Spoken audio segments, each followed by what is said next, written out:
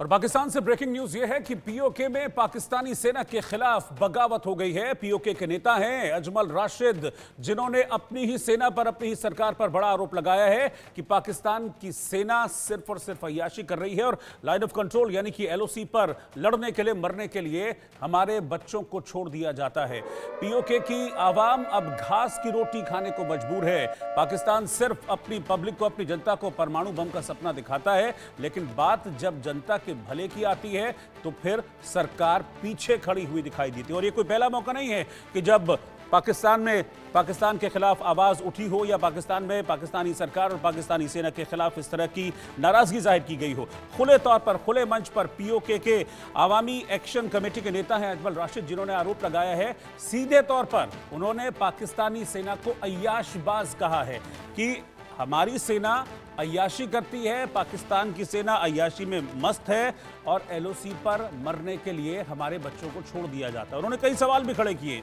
वो ये कहते हैं कि आप बताइए पाकिस्तान के किसी नेता का नाम, आप बताइए पाकिस्तान के किसी बड़े अफसर का नाम जिसके जो बच्चे हैं वो सेवा कर रहे हैं देश की, सब विदेशों में पढ़ते हैं और हमारे बच्चों को बॉर्डर पर मरने के लिए मजबूर कर दिया जाता है। आतंक को लेकर भी उन्होंने जिक्र किया। पिछले दिनों आपने देखा होगा कि जो पाक ऑक्यूपाइड कश्मीर है, वहां पर हमास के आतंकियों की गतिविधियां देखी गई थी। बहावलपुर में हमास के आतंकियों की गतिविधियां देखी गई थी, उसका भी जिक्र अजमल राशिद ने अपने इस बयान में किया है और सीधे तौर पर पाकिस्तानी सेना के खिलाफ नाराजगी जाहिर करते हुए वो नजर आए। उन्होंने कहा कि हम घास की रोटी खाने को मजबूर हैं, हमारे बच्चों को ठीक से खाना नहीं मिल रहा है, 2 वक्त की रोटी हमको नहीं मिल पा रही है और सरकार हमको परमाणु बम का सपना दिखाती है। क्या करें हम ऐसे परमाणु बम का जब हमें रोटी तक नसीब नहीं है। घास की रोटी खाकर नाराजगी, घास की रोटी खाकर हमको अपनी जिंदगी काटनी पड़ रही है। और न सिर्फ पीओके में, बल्कि आपने देखा होगा कि पिछले कुछ वक्त में जो बलूचिस्तान इलाका है, पाकिस्तान का सबसे बड़ा प्रांत है बलूचिस्तान,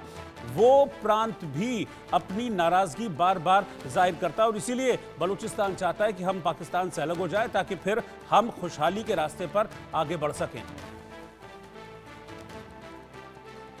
मैं उनको आपको सीधे आरोप सुनाता हूं। अजमल राशिद, जो कि आवामी एक्शन कमेटी के नेता हैं और पीओके को लेकर उन्होंने आवाज उठाई है, अपनी सरकार के खिलाफ अपनी आवाज को बुलंद किया अपनी सेना के खिलाफ। सुनिए वो क्या कह रहे हैं, जरा वो देखिए पहले आप।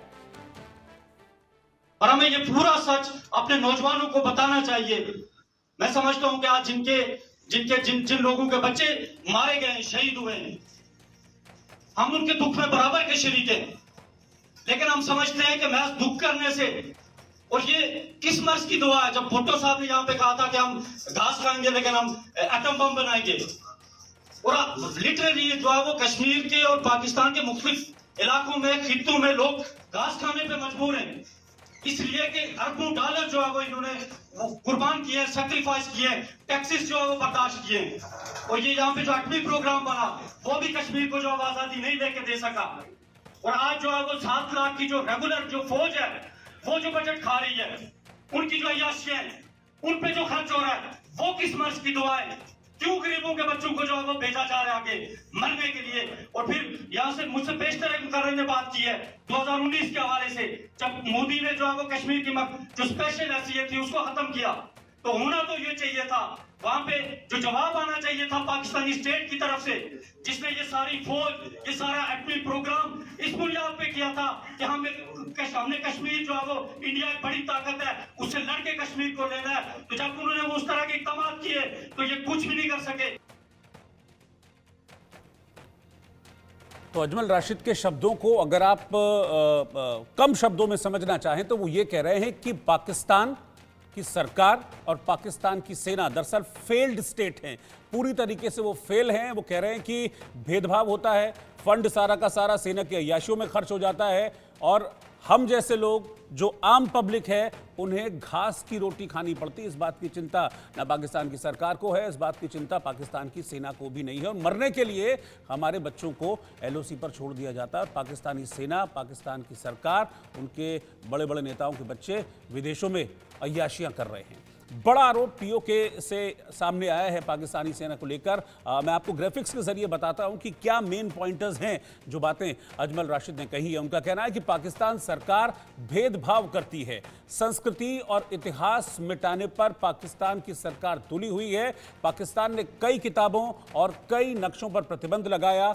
पाक सेना लोगों का उत्पीड़न कर रही है। पाकिस्तान की आम जनता, आम आवाम का उत्पीड़न किया जा रहा है। पाकिस्तान में लगातार आतंकी हमले होते हैं। आतंकियों को पाकिस्तानी सेना का समर्थन है। ये बात हम भी लगातार कहते हैं कि पाकिस्तान सिर्फ फेल्ड स्टेट नहीं है बल्कि एक टेररिस्ट स्टेट भी है, जिसको खुद वहां के जो नेता हैं अजमल राशिद वो कह रहे हैं कि आतंकियों को पाकिस्तान की सेना और सरकार समर्थन देते हैं। वो कह रहे हैं कि बेरोजगार लोगों को मिलिटेंट बनाती है, यानी कि आतंकी बनाती है पाकिस्तान की सेना। आटा और बिजली की कीमतों में पाकिस्तान में जबरदस्त इजाफा हो रहा है। बिजली 24 घंटे की बजाय सिर्फ 4 घंटे मिलती है। पिछले दिनों हम आपको लगातार दिखाते भी रहे हैं कि पाकिस्तान में किस तरह की बदहाली है। आटा, दाल, चावल से लेकर फल, फ्रूट, सब्जी, हर चीज़ के दाम आसमान छू रहे हैं। पेट्रोल, डीजल की कीमतें आसमान छू रही हैं। लेकिन इसमें जो बड़ा आरोप है वो दो हैं। एक तो ये कह रहे हैं कि फेल्ड स्टेट है, दूसरा वो ये कह रहे हैं कि टेररिस्ट स्टेट है।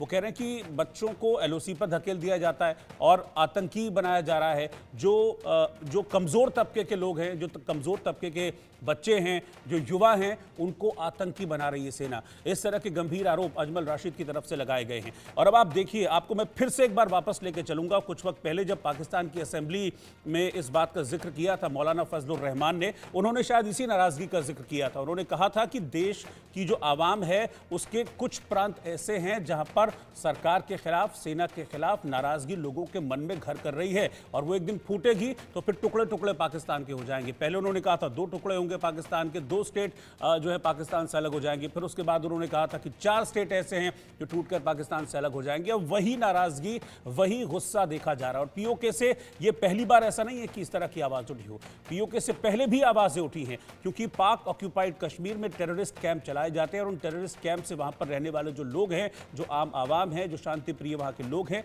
वो परेशान हैं। क्योंकि उनका कहना है कि जबरदस्ती हमारे बच्चों को टेररिज्म में धकेला जा रहा है, आतंक में धकेला जा रहा है, हमारे बच्चों को सुसाइड बॉम्बर्स बनाया जाता है, जबरदस्ती उनको पकड़कर ट्रेनिंग दी जाती है। और इस सारा का सारा सब कुछ ये पाकिस्तान की सेना कराती है। इस तरह के आरोप हैं। पीओके जहां से आवाज उठी है उसके बारे में थोड़ा सा मैं डिटेलिंग आपको देता हूं। पीओके की अगर मैं बात करूं तो पाक ऑक्यूपाइड इसको कश्मीर कहते हैं, लेकिन भारत इसको अपना अभिन्न अंग मानता है, जिसको भारत के गृहमंत्री अमित शाह ने संसद में बड़े जोर से इस बात को कहा भी था कि जम्मू कश्मीर का अभिन्न हिस्सा है पाक ऑक्यूपाइड कश्मीर। 1947 में 1947 में पाकिस्तान ने धोखे से इस पर कब्जा कर लिया था। जो कबायली विद्रोही हैं उन्हें अपने सैनिकों को शामिल कर लिया था। गिलगित और बाल्टिस्तान का जो महाराजा हैं हरी सिंह, उन्होंने ब्रिटिश सरकार को इसे पट्टे पर दिया था। 1 अगस्त 1947 को ब्रिटेन ने महाराजा हरी सिंह को गिलगित लौटा दिया था। 31 अक्टूबर 1947 को महाराजा हरी सिंह ने भारत में विलय की मंजूरी दी थी। गिलगित और बाल्टिस्तान मिलते ही कमांडर हसन खान ने विद्रोह किया। हसन खान ने 2 नवंबर 1947 को इस इलाके को आज़ाद घोषित कर दिया था। इससे 2 दिन पहले ही ये इलाका भारत में शामिल हो चुका था। अब इस इलाके को भारत में वापस लाने की कोशिश लगातार हो रही है। पीओके का प्रमुख यहाँ का राष्ट्रपति होता है। पीओके का अपना एक प्रधानमंत्री भी है। पीओके के प्रधानमंत्री मुख्य कार्यकारी अधिकारी होते हैं। लेकिन ये सब लोग पाकिस्तान की पीओके की जो जनता है वो पाकिस्तान की जो भेदभाव है पाकिस्तान सरकार का और पाकिस्तानी सेना का, उसको लेकर वक्त वक्त पर अपनी नाराजगी जाहिर करते हैं। बल्कि इस तरह की आवाज़ें पाक ऑक्यूपाइड कश्मीर से उठती है कि देखो ज़रा भारत के कश्मीर को देखो कि वहाँ कितनी खुशहाली है और वहाँ के लोग कितने खुश हैं, हमको भी वहाँ पर विलय चाहिए, हम भी वहाँ पर आना चाहते हैं। इस तरह की आवाज़ें भी लगातार पाक ऑक्यूपाइड कश्मीर से मिलती हैं। ये 3 तस्वीरें मैं आपको दिखा रहा हूँ और ये 3 तस्वीरें बताती हैं उन 3 जगहों के बारे में जो इस वक्त पाकिस्तान से अलग होना चाहते हैं। बलूचिस्तान में हमने देखा कि कैसे जो बलोच हैं, जिनकी झंडा बरदार महरंग बलोच हैं, वो लगातार पाकिस्तान सरकार और सेना के खिलाफ एक बड़ा युद्ध छेड़े हुए हैं। वो कहते हैं कि हमको सालों से, वर्षों से हमको शोषित किया गया, हमको परेशान किया गया, यहाँ का हमारा जो खजाना है उसको पाकिस्तान सरकार लूट रही है। जबकि पाकिस्तान मान लीजिए 100% है तो 47% जो एरिया आता है पाकिस्तान का वो बलूचिस्तान में आता है। लेकिन यहाँ पर चीन के प्रोजेक्ट्स लगवा दिए गए, इसके बाद यहाँ के जो खनिज हैं उनका दोहन किया जा रहा है, लेकिन उसका जो फायदा है वो बलूचिस्तान की जनता को नहीं मिलता है। इसीलिए बलोच परेशान हैं और पाकिस्तानी सेना के खिलाफ वो लड़ाई छेड़े हुए हैं। पिछले दिनों आपने देखा भी था कि एक ट्रेन को भी हाईजैक कर लिया गया था। उसके बावजूद भी लगातार जो पाकिस्तानी सेना है और बलोच लड़ाके उनके बीच में टकराव होता रहता है। खैबर पख्तूनख्वा में भी हमने देखा, बल्कि खैबर के जो मुख्यमंत्री हैं अली अमीन गंडापुर, अभी 3-4 दिन पुरानी बात है, उन्होंने ये कहा था कि भाई शहबाज सरकार फेल है और शहबाज सरकार अब जाने वाली है। तो यहां से भी सरकार विरोधी और सेना विरोधी आवाजें उठती रहती हैं। अली अमीन गंडापुर जो कि खैबर पख्तूनख्वा के मुख्यमंत्री, उन्होंने पिछले दिनों ये भी कहा था कि जो पाकिस्तानी सेना है वो यहां पर ना आए, हम अपने हालातों को यहां पर खुद सुधार लेंगे। तो सेना के खिलाफ भी बयान यहां से आते हैं, सरकार के खिलाफ भी बयान यहां से आते हैं, और टीटीपी और पाकिस्तान सेना का संघर्ष किस तरह से चलता है वो भी हम लगातार आपको बताते रहते हैं। और अब पीओके से एक आवाज उठी है जिसमें सीधे तौर पर वापस निशाने पर सेना और सरकार है। कहा है कि सेना हमारे बच्चों को आतंकी बना रही है, सेना के चलते जो सारा का सारा फंड है वो सेना की याशियों पर खर्च होता है और एलओसी पर हमारे बच्चों को मरने के लिए छोड़ दिया जाता है। हमारे पास खाने के लिए कुछ नहीं है, हमारे पास रिसोर्सेज नहीं है, हमारे जो बच्चे हैं उनको आतंक की ओर धकेला जा रहा है, आतंकी कैंप्स यहाँ पर लगाए जा रहे हैं। इस तरह के बहुत सारे गंभीर आरोप यहाँ पर लगाए गए।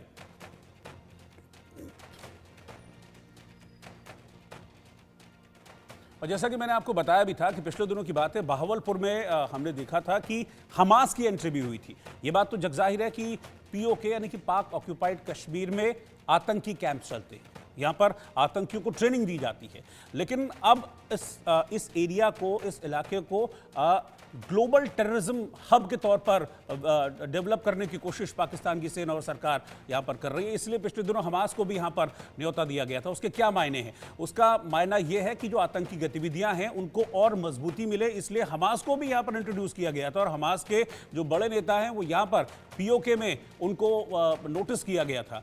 पाक समर्थित आतंकी संगठनों के साथ हमने देखा था कि उनकी बातचीत भी हुई थी वहाँ पर। और उसके बाद ये माना जा रहा था कि हमास कौन है? हमास के बारे में आपको पता है, हमास वो संगठन है जिसका इजराइल के साथ छद्म युद्ध चल रहा है। और इजराइल ने, आप ये मान के चलिए कि हमास की कमर तोड़ दी है। गाजा में जिस तरीके की लड़ाई हमास और इजराइल के बीच में चल रही है उसमें हमास के आतंकियों की कमर तोड़ दी है। पिछले दिनों गाजा से ही आवाज़ उठी थी, हमास के विरोध में आवाज़ उठी थी। वो गाजा जो कि हमेशा से हमास के पक्ष में रहा था, उससे आवाज़ उठी थी हमास के विरोध में, और एग्जैक्टली अब पीओके में भी हो रहा है। तो आप गाजा, ये समझ लीजिए कि ये गाजा है और ये समझ लीजिए ये पीओके है।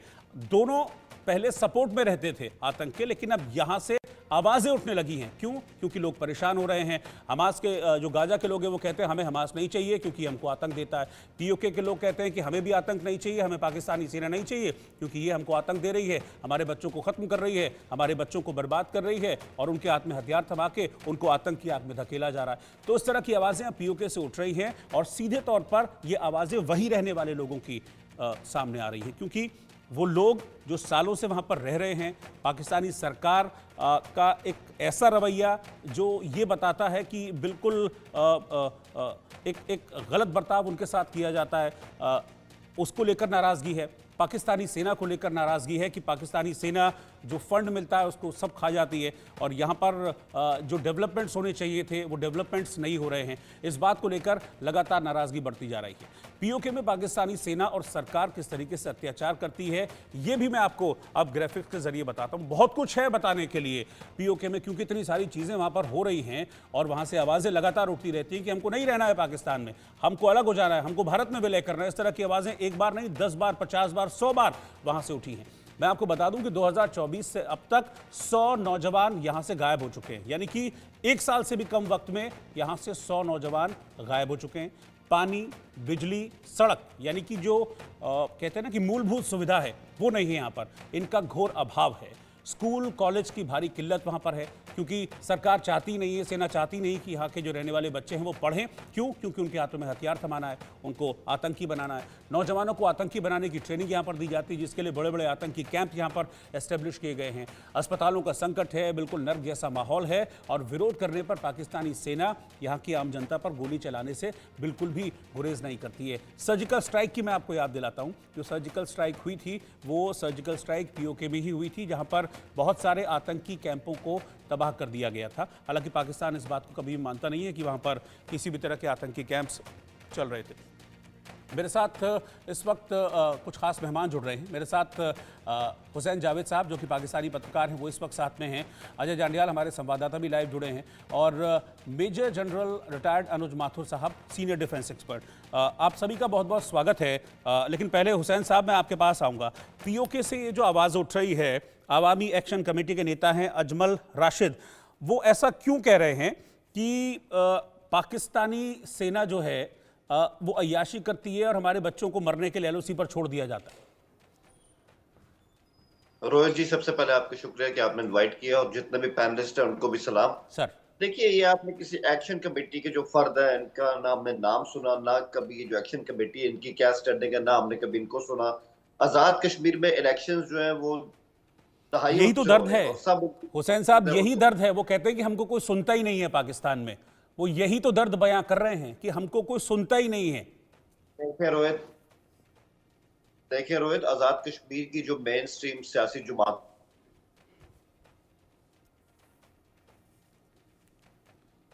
आपकी आवाज नहीं आ रही है मुझे हुसैन भाई। जी आवाज आ रही है? हाँ, अब आई। ओके, मैं ये कह रहा हूँ कि हमारा हाँ जो कश्मीर है उसकी जितनी भी सियासी जुमातें और उनके जितने भी टॉप के लीडर्स हैं उनको सब जानते हैं। अब ये एक्शन कमेटी है, इसके सरबराह है, इनकी तो कोई स्टैंडिंग नहीं है, ना हमने कभी इनका नाम सुना है।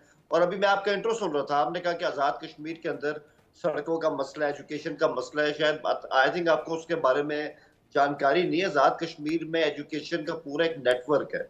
वहाँ की जो यूनिवर्सिटीज है, आप उसमें मुजफ्फराबाद को देख लें, रावलाकोट को देख लें, मीरपुर को देख लें, जबरदस्त वहाँ पे यूनिवर्सिटीज कायम है, रोड इंफ्रास्ट्रक्चर भी अच्छा है। हाँ, उसको मजीद बेहतर करने की जरूरत है, इसमें शक नहीं है। नहीं, और ये मैं बताऊं हुसैन भाई, ये मैं नहीं कह रहा, ये वही कह रहे हैं जिनकी मैं बात कर रहा हूं ना, अजमल राशिद, वही कह रहे हैं। ये मैं नहीं कह रहा हूं, ये सारे मसले उन्होंने ही उठाए हैं। वो कह रहे हैं कि स्थिति ये है कि भाई हम लोग घास की रोटी खा रहे हैं और पाकिस्तानी सेना देखिए अय्याशी कर रही है और हम पर जुल्म कर रही है। मैं नहीं कह रहा हूँ। देखिए मैं यही कह रहा हूँ कि हमारे हाथ से, हमारे मुल्क से कोई भी आजाद कश्मीर जाए उसको कोई प्रॉब्लम नहीं होती है। कश्मीर के अंदर किसी किस्म का कर्फ्यू नहीं होता है। आप नीलम से लेके मीरपुर तक देख लें, कहीं किसी किस्म का कोई वायलेंस नहीं होता, कर्फ्यू नहीं होता, इन पे कोई सख्तियां नहीं होती है। मुकम्मल तौर पे वहां मीडिया भी आजाद है, उनका अपना भी मीडिया आजाद है। आई थिंक ये चंद ऐसे गिने चुने लोग होते हैं जो इस तरह की बातें करते हैं जिसका हकीकत से कोई ताल्लुक भी नहीं बनता। और जो हमारे आजाद कश्मीर के लोग हैं, पूरे पाकिस्तान के अंदर वो एक स्ट्रॉन्ग कम्युनिटी है। चाहे आप उनको कारोबार में देख लें, चाहे आप उनको किसी भी फील्ड में उठा के देख लें, मतलब वो बहुत ज्यादा स्ट्रॉन्ग है, वाइब्रेंट है, और किसी तरह भी इनको यहाँ पे दबा के रखा नहीं गया है। तो मैं समझता हूँ ऐसे लोगों की बातों को सीरियस लेना नहीं चाहिए। एक्शन कमेटी है, आई डोंट नो, या तो कोई सियासी जुम्मात होती तो बंदा उसको सीरियस भी लेता। इन्होंने कौन से चुनाव लड़े हैं, कौन सा इलेक्शन लड़ा है, और किस इलाके के हैं? मतलब मुजफ्फराबाद के हैं, मतलब लेकिन ये तो कोई बात नहीं हुई ना। मैं जनरल साहब के पास भी जाना चाहूंगा। जनरल साहब, मतलब किसी ने चुनाव नहीं लड़ा, कुछ नहीं हुआ, मैं कह रहा हूँ छोड़ दीजिए, एक आम आदमी की आवाज तो सुननी चाहिए कि नहीं चाहिए?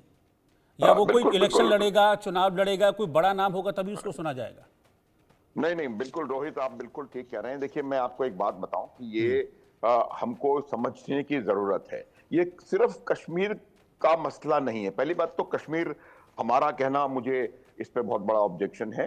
कश्मीर, कोई संदेह नहीं होना चाहिए कश्मीर किसका है।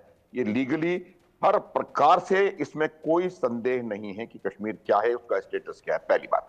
दूसरी बात ये होती है, देखिए, कि पाकिस्तान की सेना, उसका ना केवल कश्मीर में बल्कि मेरे हिसाब से उस पाकिस्तानी सेना का और भी पाकिस्तान के बहुत सारे हिस्सों में यही उनका इंप्रेशन है। आप ये देखेंगे कि पहले भी मैं रोहित कई दफा आपके चैनल के माध्यम से आपके दर्शकों को बता चुका हूं, पाकिस्तान की सेना हर किस्म का काम करती है, साबुन से लेकर के हवाई जहाज तक बनाना।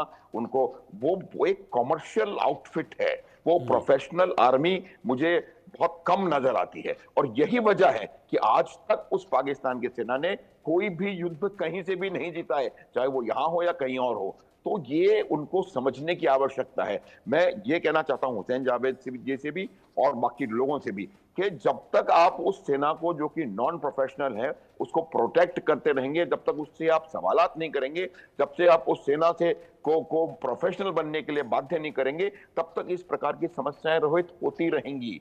ये आप देखें किस तरह से उनका दखल फॉरेन पॉलिसी में है, पाकिस्तान की सेना का दखल ब्यूरोक्रेसी में है, पाकिस्तान की सेना का दखल कॉमर्स में है, इकोनॉमिक एक्टिविटी में है, इन्वेस्टमेंट्स में है। ये काम सेना के नहीं होते हैं और यही वजह है कि जब ये काम सेना करती है तो उसका जो अपना ओरिजिन जो काम है उससे उससे उससे उससे अलहदा हो जाती है। आज आप देखेंगे कोई भी, ये हुसैन जावेद साहब भी अंदर ही अंदर जानते हैं इस बात को कि सेना के हर अधिकारी के पास लाखों करोड़ों अरबों की संपत्ति है और वो संपत्ति न केवल यहाँ है बल्कि बाहर विदेशों में भी है उनके पास। उसकी वजह, यही वजह है कि उनकी सेना के खिलाफ हर जगह से आवाज उठती है और वो आवाज इसलिए उठ रही है क्योंकि वो नॉन प्रोफेशनलिज्म का परिचय देते हुए अपना पर्सनल उल्लू सीधा करते हैं। इसमें कोई संदेह नहीं है।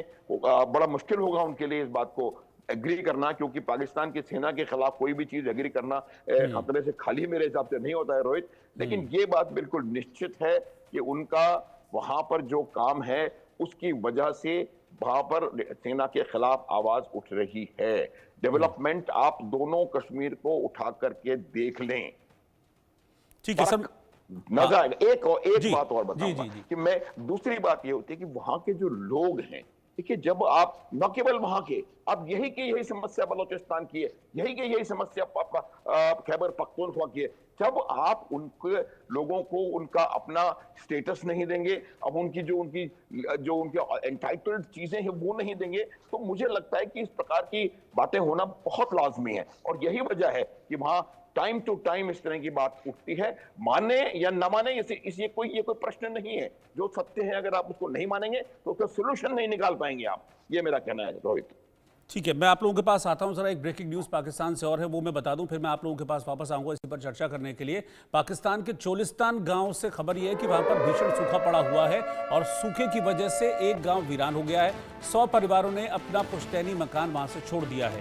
दरअसल पानी की कमी की वजह से शहरों में पलायन हो रहा है और सरकारी जल आपूर्ति योजनाओं की नाकामी भी नजर आ रही है। 2 महीने पहले ही सूखे तालाब और जो कुंड वहां पर हैं वो सूख गए थे, लेकिन पाकिस्तान सरकार की ओर से पानी का इंतज़ाम वहां पर नहीं किया गया। इसकी वजह से अब ये जानकारी है कि कई ऐसे लोग हैं, कई ऐसे परिवार हैं जिनको पानी की वजह से पलायन करना पड़ा है।